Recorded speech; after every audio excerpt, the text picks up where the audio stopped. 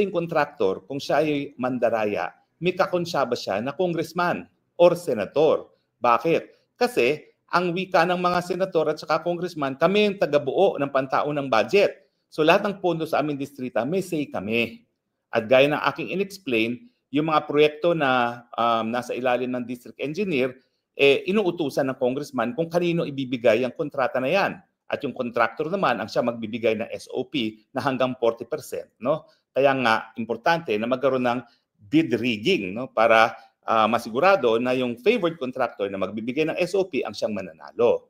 Na pagdating sa flood control project, kasi mga malaki ang halaga yan, meron ding involvement ang mga regional engineers at saka yung National Office on Flood Control.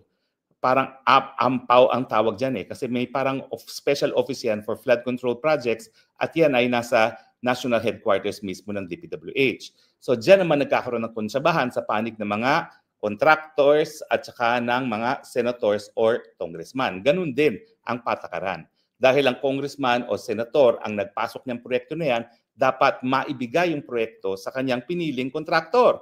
At dyan nagsisimula nga yung korupsyon. Dati, ang mga politiko, kumukuha lamang ng SOP sa mga contractors. Ngayon, lumalabas, meron na talagang mga contractors na nakakakuha nitong mga flood control projects na sila mismo ang contractors.